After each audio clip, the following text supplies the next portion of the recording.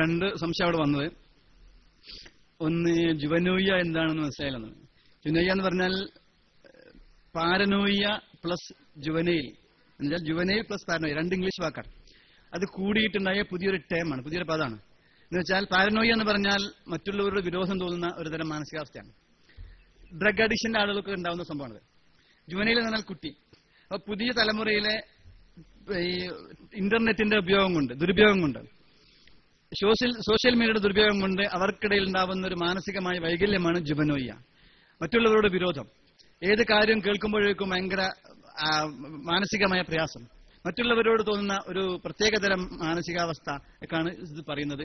അത് വളർന്നു വരുന്നു പുതിയ ഈ തലമുറയുടെ ഇത്തരം ദുരുപയോഗം കൊണ്ടെന്നുള്ളതാണ് പറഞ്ഞത്.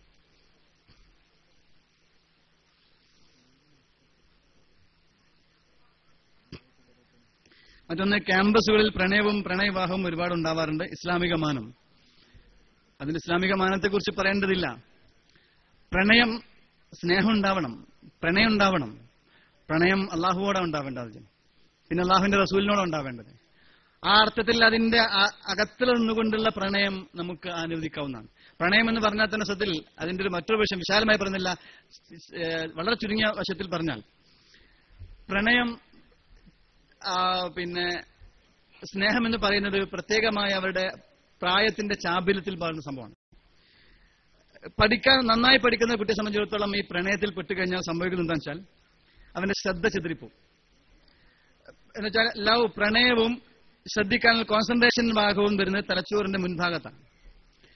പ്രണയത്തിൽ പെട്ടുകഴിഞ്ഞാൽ നന്നായി പഠിക്കുന്ന കുട്ടിയാണെങ്കിൽ പോലും ശ്രദ്ധ ചിതറിപ്പോവും. അവന്റെ മനസ്സ് മുഴുവനും തന്റെ പ്രണയിനിയായിരിക്കും. ഇന്നത്തെ പ്രണയം മുഴുവനും എന്ന് പറഞ്ഞാൽ കാമത്തിന്റെ അധിഷ്ഠമാണ്. പ്രണയമല്ല ശരിക്ക് കാമുകൻ കാമുകി എന്ന് പറയാം. കാമുകൻ കാമുകി എന്നുള്ളതിന്റെ കാമത്തിന്റെ അടിസ്ഥാനത്തിൽ താൽക്കാലികമാണ്. സത്യത്തിൽ പ്രണയം വേണ്ടത് സ്പിരിച്വൽ ലവ് ആണ്, ഫിസിക്കൽ ലവ് ആണ് അധികം ഉള്ളത്. എന്നാൽ സ്പിരിച്വൽ ലവ് ആണെങ്കിൽ ആ സ്പിരിച്വൽ ലവിനാണ് നിലനിർത്താൻ പറ്റുക. ഇനി ഫിസിക്കൽ ലവിൽ പെട്ടിട്ട് വിവാഹിതരായ ആളുകൾ പഠനങ്ങൾ തെളിയിക്കുന്നത് 99% അത് പരാജയമാണ്. ബാക്കിയുള്ളത് സഹിച്ച് ജീവിക്കുകയാണ്. അങ്ങനെ ഒരു മാനസികത്തിലേക്ക് എത്തിച്ചേരുന്ന ഉറപ്പാണ് പഠനങ്ങൾ തെളിയിക്കുന്നത്. മാത്രമല്ല, ഈ ഫിസിക്കൽ ലവ് കൊണ്ട് എന്തെങ്കിലും തരത്തിലുള്ള ശാരീരികമായ ഗുണമാണ് അവർ കാണുക. അത് നഷ്ടപ്പെട്ടാൽ ഉറപ്പാണ് അതുണ്ടാവില്ല. അതിന് ഏറ്റവും വലിയ ഉദാഹരണമാണ് ഇന്ന് നടക്കുന്ന സിനിമാ രംഗത്തുള്ള പ്രശ്നങ്ങൾ.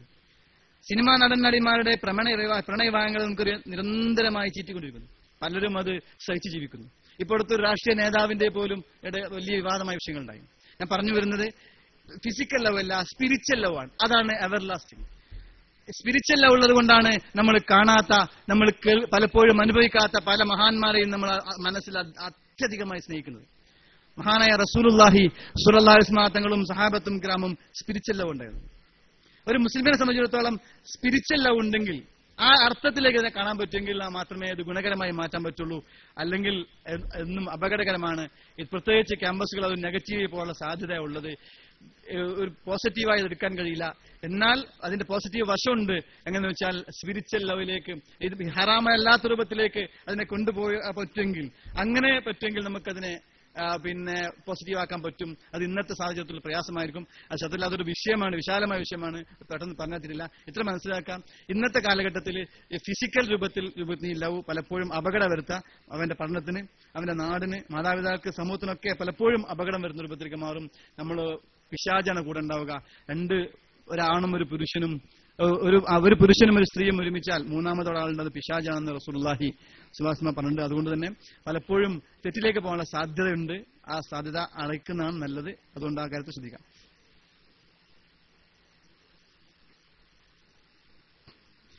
നല്ലൊരു ചോദ്യമാണ്. ഞാനൊരു സാമൂഹ്യ സേവനം ചെയ്യുന്ന ആഗ്രഹിക്കുന്ന ഒരാളാണ്. പക്ഷെ ഒരു പെൺകുട്ടി ആയതുകൊണ്ട് സമൂഹത്തിൽ ഇടപെടുന്നത് നല്ലതല്ലെന്ന് പലരും അഭിപ്രായം. പെൺകുട്ടി ആയതുകൊണ്ട് സമൂഹത്തിൽ ഇടപെടണ്ട എന്ന് പറയാൻ പറ്റില്ല. പെൺകുട്ടികൾക്ക് പെൺകുട്ടികളായ മേഖലയുണ്ടല്ലോ. ലോകത്ത് വിപ്ലവകരമായ മാറ്റങ്ങൾക്ക് നേതൃത്വം നൽകിയിട്ടുള്ള എത്രയോ മഹിളാരത്നങ്ങളുണ്ട്. പെൺകുട്ടികൾക്ക് ഇസ്ലാം വെക്കുന്ന ഒരു നിയന്ത്രണമുണ്ട്. ആ നിയന്ത്രണത്തിനകത്ത് നിന്നുകൊണ്ട് എത്രയോ വലിയ സാമൂഹ്യ സേവന മേഖലയിൽപ്പെടാൻ പറ്റും. അത് പറയേണ്ടതില്ല, അർത്ഥത്തിൽ തന്നെ കാണും. അല്ലാതെ സാമൂഹ്യ സേവന മേഖലയിൽ നിന്ന് മാറി നിന്നിട്ട് സ്വന്തം മാണത്ത് നിൽക്കണമെന്നില്ല. ഇന്ന് നമുക്കറിയാം, സമസ്ത കേരള ജമിയത്തുൽ ഉലമയുടെ കീഴിൽ വഫിയ പോലുള്ള കോഴ്സുകൾ നടത്തുന്നു. ഒരുപാട് സ്ത്രീ പ്രഭാഷകന്മാരുണ്ട്. നിരന്തരമായ ക്ലാസുകളും പ്രസംഗങ്ങളും സ്ത്രീകൾക്ക് വേണ്ടി നടത്തിക്കൊണ്ടിരിക്കുന്നു. നല്ല എഫക്റ്റ് ചെയ്തുകൊണ്ടിരിക്കുന്നു. ധാരാളം സാമൂഹ്യ സേവന മേഖലകൾ സ്ത്രീകൾക്ക് വേണ്ടി മാത്രമായി നടത്താൻ പറ്റും. അത് വിചാരിച്ചിട്ട് സാമൂഹ്യ മേഖലയിൽ നിന്ന് മാറി നിൽക്കേണ്ടതില്ല. മസ്തലാപരമായ കുറെ ചോദ്യങ്ങളൊക്കെ ഉണ്ട്. പണ്ഡിതന്മാർ മറുപടി വേണ്ടതാണ്. അത് പിന്നെ ഉസ്താദിനോട് ചോദിക്കേണ്ടതാണ്. ഞാൻ പറയേണ്ടതില്ല, പറയാൻ ഞാൻ അർഹനില്ല. ഡി എന്ന് മനസ്സിലായില്ല. ഡി എന്ന് പറഞ്ഞാൽ ഡിസിപ്ലിൻ ഉണ്ടാവണം, ഡിപ്ലോമസി ഉണ്ടാവണം, നയപരമായി ഇടപെടാൻ പറ്റണം. ഡിസിപ്ലിൻ പ്രധാന. അച്ചടക്കം എന്ന് പറഞ്ഞാൽ ചെയ്യേണ്ട കാര്യങ്ങൾ ചെയ്യേണ്ട സമയത്ത് ചെയ്യേണ്ട പോലെ ചെയ്യാം. നമുക്ക് ഇഷ്ടപ്പെട്ടാലും ഇല്ലെങ്കിലും ചെയ്യേണ്ട കാര്യങ്ങൾ ചെയ്യേണ്ട സമയത്ത് ചെയ്യേണ്ട പോലെ ചെയ്യാന്നുള്ളതാണ്. അതാണ് അച്ചടക്കം ഇത് ഉദ്ദേശിക്കുന്നത്. കുലീനത ഒന്നുകൂടി പറഞ്ഞ് തരുമോ? ഓക്കെ. കുലീനത പറഞ്ഞാൽ കുലീനമായ പെരുമാറ്റം, കുലീനമായ വ്യക്തിത്വം ഉദ്ദേശിക്കുന്നത്. മറ്റുള്ളവരോട് ഇടപെടാനുള്ള നമ്മുടെ ഒരു കുലീനമായ ഭാവമാണത്. എല്ലാ അർത്ഥത്തിലും നമ്മുടെ പെരുമാറ്റത്തിൽ, നമ്മുടെ സ്വഭാവത്തിൽ, നമ്മുടെ പ്രവർത്തനങ്ങളിൽ ഒരു പ്രൗഢമായ അവസ്ഥ ഉണ്ടാവണം. നമ്മളെ കണ്ടാൽ തന്നെ ഇസ്ലാമായി തോന്നണം. ഓരോ മതത്തിനും ഓരോ സംസ്കാരമുണ്ട്. ഇന്നലിക്കുല്ലി ദീനിൻ ഖുൽഖൽ ഇസ്ലാമുൽ ഹയാ എന്ന് ത്വഹാ റസൂലുള്ളാഹി. ഓരോ മതത്തിനും ഓരോ സംസ്കാരമുണ്ട്. ഇസ്ലാമിന്റെ സംസ്കാരം എന്ന് പറയുന്നത് ഹയാ ആണ്, ഔചിത്യബോധമാണെന്ന് പ്രവാചകൻ പറഞ്ഞിട്ടുണ്ട്. ഔചിത്യബോധം ഒരു കുലീനമായ പെരുമാറ്റമാണ്. ഇന്ന് ഭൗതികമായ വിദ്യാഭ്യാസത്തിന്റെ നിറവിൽ നമുക്ക് നഷ്ടപ്പെട്ടു പോയ ഒരു ഏറ്റവും വലിയ സംഭവം എന്ന് പറയുന്നത് ഈ ഹയാ ആണ്. ഞാനത് സമയമില്ലാത്തതുകൊണ്ട് മാറ്റിവെച്ചതാണ്. ലജ്ജയാണ്. ഔചിത്യബോധം നഷ്ടപ്പെട്ടിരിക്കുന്നു. മുമ്പൊക്കെ ഒരു തെറ്റ് ചെയ്യുമ്പോൾ നമുക്കൊരു ലജ്ജ ഉണ്ടാകാറുണ്ട്. ആളുകൾ കാണില്ല എന്നൊരു പേടികൾ ഉണ്ടാവാറുണ്ട്. ഇന്നത് മാറിയിട്ട് ഇന്നതൊരു പ്രശ്നമല്ലാത്ത രൂപത്തിൽ എല്ലാം സാമാന്യവൽക്കരിക്കപ്പെട്ടിരിക്കുന്നു. നിനക്ക് ലജ്ജയില്ലെങ്കിൽ എന്ത് തോന്നിയവാസമാകാമെന്ന് പ്രവാചകൻ പറഞ്ഞിട്ടുണ്ട്. ഫൈദാലം തസ്തൈ ഫസ്ന മാ ശിഅത എന്ന് ത്വഹാ റസൂലുള്ളാഹി. നിനക്ക് ലജ്ജയില്ലെങ്കിൽ പിന്നെ എന്ത് തോന്നിയവാസമാവാം. തോന്നിയവാസത്തിൽ നിന്ന് മാറി നിൽക്കുന്നത് ലജ്ജയാണ്. ആ ലജ്ജ കുലീനതയുടെ ഭാഗമാണ്. ഹയാ ഔചിത്യബോധം കുലീനതയുടെ ഭാഗമാണ്. ഹയാ മാറ്റിക്കഴിഞ്ഞാൽ, ലജ്ജ മാറ്റിക്കഴിഞ്ഞാൽ പിന്നെ അവൻ ഈമാൻ ഊരുന്നതാണ്. അതുകൊണ്ട് തന്നെ കുലീനതയുടെ ഭാഗമായ ലജ്ജയും നല്ല സംസ്കാരവും നല്ല സ്വഭാവവും നല്ല പെരുമാറ്റവും നമ്മൾ ഉണ്ടാവുക എന്നുള്ളതാണ്. അധ്യാപകൻ വിദ്യാർത്ഥിനികളോട് സംശയങ്ങളും മറ്റും പറയുന്നത് പൂർണ്ണമല്ല ചോദ്യം. അധ്യാപകൻ വിദ്യാർത്ഥിനികളോട് സംശയങ്ങളും മറ്റും പറയുന്നത് ഉദ്ദേശിച്ചത് ശരിയാണോ തെറ്റാണോ എന്നുള്ളത്. പഠനത്തിന്റെ ഭാഗമായി ആകാവുന്നില്ല, മറ്റൊരു ഉദ്ദേശം ഉണ്ടാവല്ലോ. ഏത് കാര്യവും നമ്മൾ ഉദ്ദേശത്തിനനുസരിച്ചാണ്. ഇന്നമൽ അഅ്മാലു ബിന്നിയാത്ത് വഇന്നമാ ലികുല്ലി ഇംറിഇൻ മാ നവ. നമ്മൾ എന്ത് ലക്ഷ്യത്തിനാണോ, എന്ത് ഉദ്ദേശമാണോ ഒരു കാര്യം ചെയ്യുന്നത് അതിനുള്ളതാണ്. നമ്മൾ പഠിക്കാൻ പോകുന്ന എന്ത് ലക്ഷ്യത്തിനാണ് അതിനുള്ളതാണ്. ഈ പരിപാടിക്ക് വന്ന എന്തിനാണ്? ആളെ കാണാനാണോ, അത് പ്രസംഗം കേൾക്കാനാണോ, അല്ലെങ്കിൽ ഇത് വിജയിപ്പിക്കാനാണോ? അല്ലെങ്കിൽ അതിനുള്ള നേരെ മറിച്ച് ഇതിന്റെ ഉത്തരവാദിത്തമാണ്, ദീനു വേണ്ട സേവനമാണ്, അതിനുള്ളതാണ്. അപ്പോഴാണ് കൂലിയിട്ടാണ്. നമ്മൾ വീട്ടിലൊരു പരിപാടി നടക്കുകയാണെങ്കിൽ, അയൽപക്കത്ത് പരിപാടി നടക്കുകയാണെങ്കിൽ വീട്ടുകാർ തന്നെ കൂടും. ഉമ്മയും ഉപ്പയും കുട്ടികളൊക്കെ കൂടിയിട്ട് അയൽപക്കത്ത് പരിപാടി നമ്മൾ എന്താ ചെയ്യുന്നത്? അപ്പം ഉപ്പ പറയും ഇപ്പൊ കാശൊന്നുമില്ല, മോശമാണ്. അപ്പൊ ഉമ്മ പറയും എന്തെങ്കിലും കൊടുക്കണ്ടേ, അല്ലെങ്കിൽ മോശമാണ്. മോശമാണ്. ഈ മോശം വിചാരിച്ചിട്ടാണ് പലപ്പോഴും കാര്യങ്ങൾ ചെയ്യുക. മോശം വിചാരിച്ചു, അതോടുകൂടി കൂലി കഴിഞ്ഞു. നേരെ മറിച്ച് ഇതിന്റെ ഉത്തരവാദിത്തമാണ് നിയ്യത്ത് ഉണ്ടാവണം. നിയ്യത്ത് പ്രധാനം. ഏത് കാര്യത്തിലും നിയ്യത്ത് പ്രധാനമാണ്. നിയ്യത്തിനനുസരിച്ചാണ് കൂലി ഉണ്ടാവുന്നതും അത് പൂർവ്വത്തിലേക്ക് മാറുന്നതും. ഓക്കെ.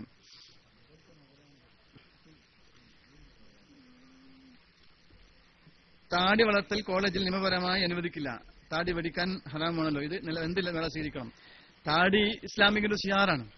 താടി വെടിക്കുന്ന പിന്നെ ചില കോളേജുകളിലെ നിയമങ്ങളാണ്. അത് ആ കോളേജിലെ നിയമങ്ങൾ മാറ്റാൻ വേണ്ടി നമ്മൾ ശ്രമിക്കാന്നുള്ളതാണ്. കോളേജിലെ നിയമങ്ങൾ മാറ്റാൻ വേണ്ടി ചില കോളേജുകളിൽ പെൺകുട്ടികൾക്ക് മക്കനെ ഒരുക്കാൻ പാടില്ല എന്നുള്ള ചില കാണുന്ന നിയമമുണ്ട്. ശരിക്ക് ഇന്ത്യൻ ഭരണഘടന പ്രകാരം ഒരു മതത്തിന്റെ നിയമങ്ങൾ കൊണ്ടു നടക്കാൻ അവൻ അവകാശമുണ്ട്. ക്രിസ്ത്യാനികൾ, സിഖുകാരൻ കയ്യിൽ എപ്പോഴും ഒരു കൃപാണ്, ഒരു വാളുണ്ടാവാറുണ്ട്. അവനൊരു മതത്തിന്റെ ഭാഗമാണ്. ആ വാളുകൊണ്ട് അവൻ എവിടെയും നടക്കാം.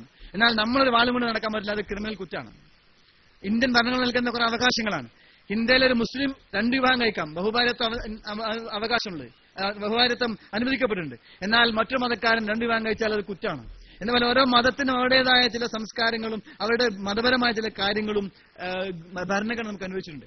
അപ്പൊ താടി വളർത്തുന്നത് കോളേജ് ശരിക്കും നിയമപരമായി ആ കോളേജ് അങ്ങനെ തീരുമാനിക്കാനുള്ള അവകാശമില്ല. അവരെ ബോധ്യപ്പെടുത്തിയിട്ട് ആ കാര്യങ്ങൾ പറഞ്ഞ് അനുനയിപ്പിച്ചിട്ട് അതിനുള്ള അവകാശം നേടിയെടുക്കാണ് ഗണനീയമായ മാർഗം.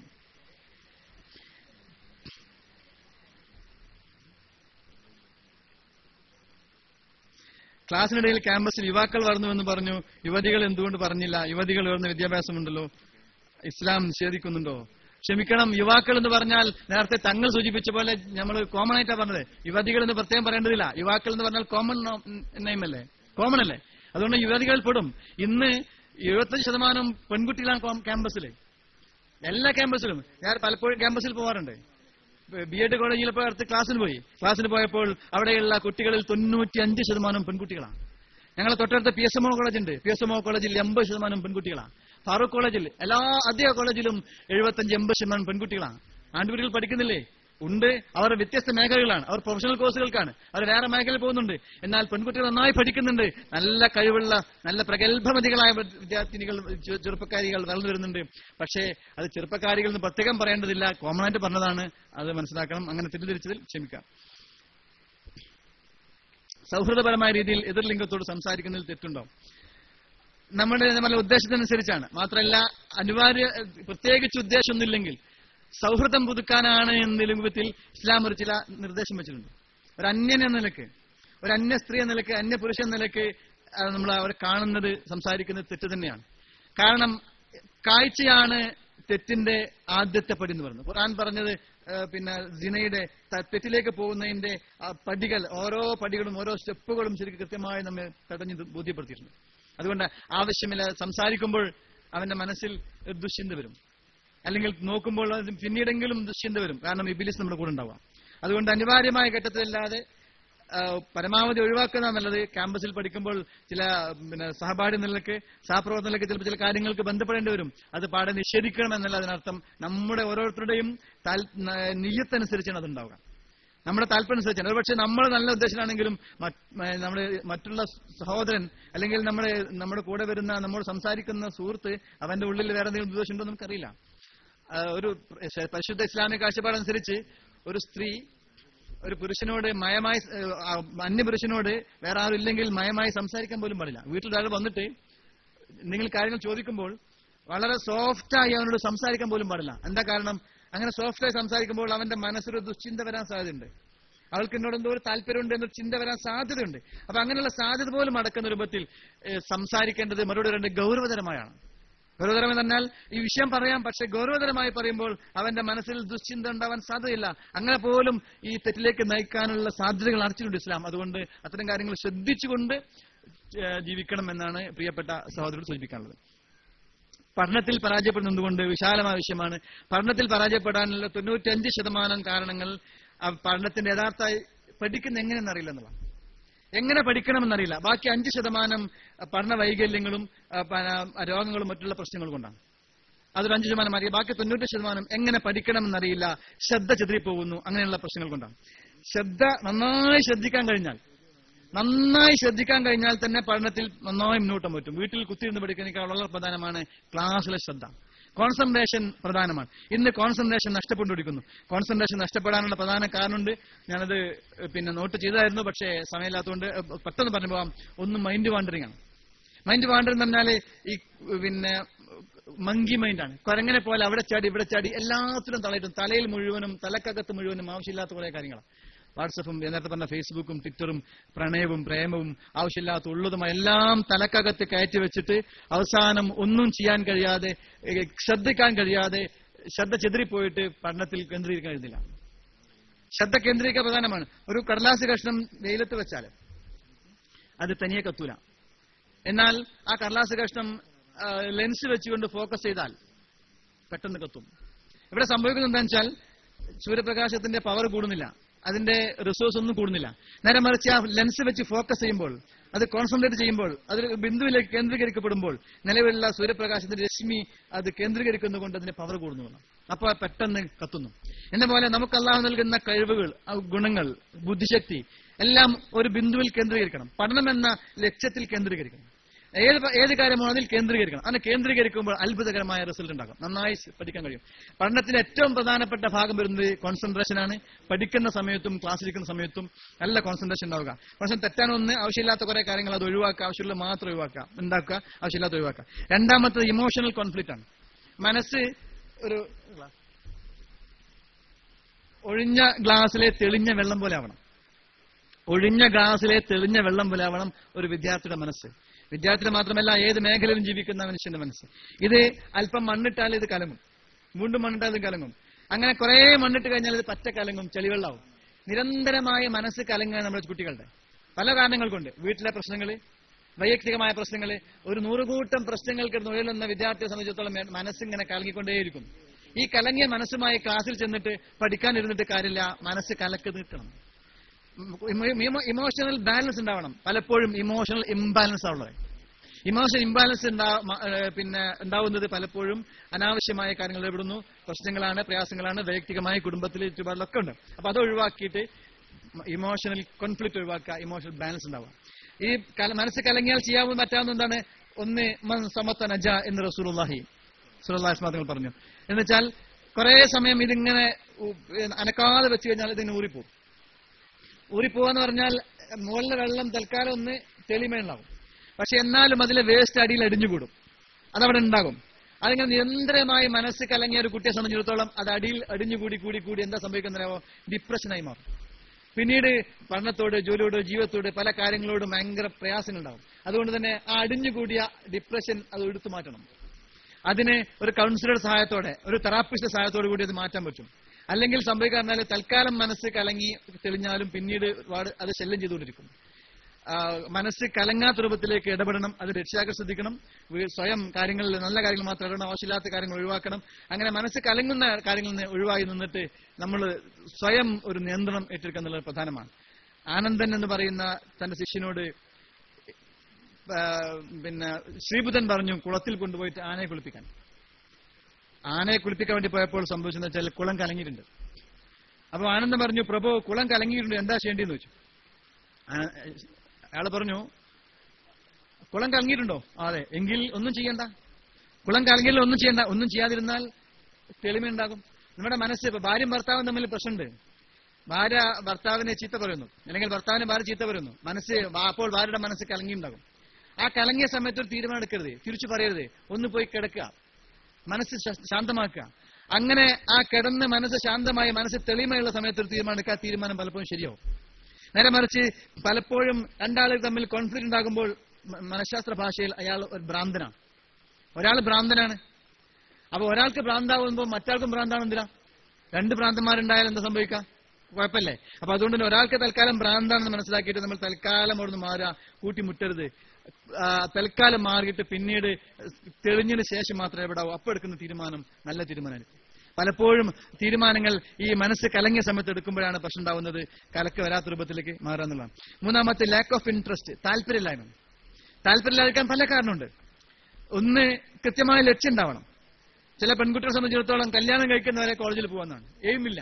അതുകൊണ്ട് തന്നെ ഇനി കോളേജിൽ പോയിട്ട് എന്താ കാര്യം? പെട്ടെന്ന് പിടിച്ച് കല്യാണം കഴിക്കേണ്ടി വരും, അപ്പൊ പഠിക്കാൻ കഴിയില്ല. അതുകൊണ്ട് തന്നെ താല്പര്യമില്ല, ശ്രദ്ധിക്കാൻ കഴിയുന്നില്ല. ഇനി അങ്ങനെ ചെയ്യുമ്പോൾ ശ്രദ്ധിക്കുന്ന ആലോചിച്ച് നോക്കും. നല്ല വിവാഹങ്ങൾ വരുമ്പോൾ സമയത്ത് കെട്ടിക്കുന്നത് നല്ലതാണ്, പക്ഷെ അതോടൊപ്പം തന്നെ പഠനം പൂർത്തീകരിക്കാൻ കൂടി നമ്മൾ ശ്രദ്ധിക്കണം. ഒരു വലിയ ദ്രോഹം ചെയ്യുന്നത്, ഒരു കുട്ടിക്ക് കിട്ടേണ്ട സീറ്റ്, ഒരു കുട്ടിക്ക് കിട്ടേണ്ട സാധ്യത, ആ സാധ്യത ഈ കുട്ടി കിട്ടി, അല്ലാഹു അനുഗ്രഹിച്ച് നമുക്ക് കിട്ടി. പക്ഷെ ഡിസ്കണ്ടിന്യൂ ചെയ്യുമ്പോൾ, ഇടയ്ക്ക് വെച്ച് ഒഴിവാകുമ്പോൾ ഒരാൾ കിട്ടേണ്ട ചാൻസ് നഷ്ടപ്പെടുത്തിയത് മാത്രമല്ല നമ്മൾ പൂർത്തിയാക്കിയതുമില്ല. 2 ദ്രോഹം ചെയ്ത്, നമ്മളത് പൂർത്തിയാക്കിയതുമില്ല, ഒരാൾ കിട്ടേണ്ട ചാൻസ് നഷ്ടപ്പെടുത്തുകയും ചെയ്ത്. അതുകൊണ്ട് പരമാവധി കോഴ്സുകൾ പൂർത്തിയാക്കാൻ വേണ്ടി ശ്രമിക്കുക. കല്യാണം അതിന്റെ ഇടയ്ക്ക് കിട്ടുന്ന നീട്ടിക്കൊണ്ട് മാറ്റിവെക്കുന്നതല്ല. കല്യാണം പഠനവും കൂടി തുറന്നു കൊണ്ടുപോകാൻ പറ്റുമെങ്കിൽ അത് ഹൈറായ രൂപത്തിൽ ഏതാണോ ആലോചിച്ച് ചെയ്യണം എന്നുള്ളതാണ്. മറ്റൊന്ന് ലേസിനെസ് ആണ്, മടിയാണ്. മടി എന്ന് പറഞ്ഞാൽ ചെയ്യേണ്ട കാര്യങ്ങൾ, ചെയ്യണമെന്നറിയാവുന്ന കാര്യങ്ങൾ ചെയ്യാതിരിക്കാനുള്ള തൽപരതയാണ് മടി എന്ന് പറയുന്നത്. മടി പല രൂപത്തിൽ വരും. ഇതൊക്കെ വിശാലമായി പറയേണ്ട കേസുകളാണ്. മടി പല രൂപത്തിൽ വരും. ആ മടി ഒഴിവാക്കിയിട്ട് കൃത്യമായ ലക്ഷ്യത്തിലേക്കും എത്താൻ പറ്റണം. ലക്ഷ്യത്തിലേക്ക് ഒതുക്കുന്ന അമ്പിന്റെ ഏകാഗ്രത പോലെ അതിലേക്ക് എത്താനുള്ള ഒരു ഇന്നർ മോട്ടീവ് ഉണ്ടാവണം. അപ്പൊ മടി താനെ ഒഴിവായി കിട്ടും. പിന്നീട് ഹാബിറ്റാണ്, ശീലമാണ്. നിരന്തരം TV കാണുന്ന, നിരന്തരം നെറ്റ് ഉപയോഗിക്കുന്ന ആൾക്ക് സംബന്ധിച്ചിടത്തോളം അവന്റെ ശ്രദ്ധ ചെതറുക എന്നൊരു ഹാബിറ്റ് ഉണ്ടാവും. എങ്ങനെയാണെന്ന് വെച്ചാല് TV ഇങ്ങനെ കാണുമ്പോൾ ഒരു 10 മിനിറ്റെങ്കിലും കഴിഞ്ഞാൽ, ചുരുങ്ങിയത് 10-15 മിനിറ്റ് കഴിഞ്ഞാൽ വാർത്തയാവട്ടെ, സിനിമയാവട്ടെ, സീരിയലാവട്ടെ പെട്ടെന്ന് മാറും, പരസ്യം വരും. പരസ്യം വന്നു കഴിഞ്ഞാൽ എന്താ സംഭവിക്കുന്നത്? നമ്മളെ ശ്രദ്ധ അങ്ങ് ചിതറിപ്പോവും. ഒരു കാര്യം നിരന്തരം കാണുന്നതിനിടയിൽ പെട്ടെന്ന് പരസ്യം വന്നു കഴിഞ്ഞാൽ ശ്രദ്ധ ചിതറുന്നു. ഈ ശ്രദ്ധ ചിതറുക എന്ന ഈ കോൺസെൻട്രേഷൻ ഡൈവേർട്ട് ആവുന്ന പ്രവർത്തനം നിരന്തരമായി കഴിഞ്ഞാൽ ആവർത്തിച്ചു കഴിഞ്ഞാൽ അതിവിടെ തലച്ചോറിൽ ഹാബിറ്റായി മാറും. അതുമായി ബന്ധപ്പെട്ട് ന്യൂറോണുകൾ തലച്ചോറുണ്ടാവും, ന്യൂറൽ പാത്വേ എന്ന് പറയാം. അപ്പൊ അതുകൊണ്ട് തന്നെ അത് ഹാബിറ്റായി മാറുന്നു. ഹാബിറ്റായി മാറിക്കഴിഞ്ഞാൽ വെറുതെ ഇരുന്നാൽ പോലും, ഒരു ക്ലാസ് കേട്ടാൽ പോലും, പഠിക്കുന്ന സമയത്താണെങ്കിൽ പോലും 10-11 മിനിറ്റ് ആകുമ്പോഴേക്കും ഈ കുട്ടിയുടെ ശ്രദ്ധ ചിതറിപ്പോകുന്നു, ശ്രദ്ധ മാറിപ്പോകുന്നു. അപ്പൊ പിന്നെ ശ്രദ്ധ മാറിക്കഴിഞ്ഞാൽ പിന്നെ അതുവരെയുള്ള ഗ്രാസ്പ് ചെയ്ത കാര്യങ്ങൾ പിന്നീട് അതിന്റെ കണ്ടിന്യൂഷൻ കിട്ടില്ല, വേറെ എത്തിപ്പോകുന്നു. അതൊരു സ്വാഭാവികമായി നടക്കുന്ന ഹാബിറ്റാണ്. അതിന്റെ കാരണം വെച്ചാൽ നമ്മൾ വീട്ടിൽ വാങ്ങുന്ന നമ്മുടെ ഉപകരണങ്ങൾ തന്നെ നമ്മുടെ ബുദ്ധിപരമായി തന്നെ നമ്മൾ തകർക്കുന്നുള്ളതാണ്. അപ്പൊ അത് ഒഴിവാക്കാൻ വേണ്ടി നമുക്കേ പറ്റുള്ളൂ അത്തരം കാര്യങ്ങൾ, ഇത്തരം അനാവശ്യമായ ഉപയോഗങ്ങൾ, ടിവിയുടെയും ഇന്റർനെറ്റിന്റെയും ഇതുപോലുള്ള സോഷ്യൽ മീഡിയ അനാവശ്യമായ ഉപയോഗങ്ങൾ ഒഴിവാക്കില്ലാതെ വേറൊരു വഴിയില്ല എന്നാണ് ഇതുമായി ബന്ധപ്പെട്ട് പറയാനുള്ളത്. ഏതായാലും വളരെ സന്തോഷമുണ്ട്, നന്നായി ഇടപെട്ടു. പ്രത്യേകിച്ച് ധാരാളം വിദ്യാർത്ഥിനികൾ, നല്ല ചെറുപ്പക്കാരികൾ നന്നായി ഇടപെട്ടു. അല്ലാഹു തആല നല്ല ചെറുപ്പക്കാരായി നമ്മുടെ ചെറുപ്പക്കാരെ മാറ്റുമാറാവട്ടെ. ക്യാമ്പസുകളിൽ വെളിച്ചമാകുവാനും മറ്റുള്ളവർക്ക് നന്മയുടെ നാൻപുകൾ പരത്തുവാനും അല്ലാഹു അവർക്ക് തൗഫീഖ് നൽകുമാറാവട്ടെ എന്ന് പ്രാർത്ഥിച്ചുകൊണ്ട് ഇതുവരെ നന്നായി ശ്രദ്ധിച്ച് ഇടപെട്ടതിന് നന്ദി അറിയിച്ചുകൊണ്ട് അവസാനിപ്പിക്കുന്നു. അല്ലാഹു തആല നമ്മേവരെയും എല്ലാ അർത്ഥത്തിലും വിജയിപ്പിക്കുമാറാവട്ടെ. വാഖിറു ദഅവാനാ അൽഹംദുലില്ലാഹി റബ്ബിൽ ആലമീൻ. അസ്സലാമു അലൈക്കും.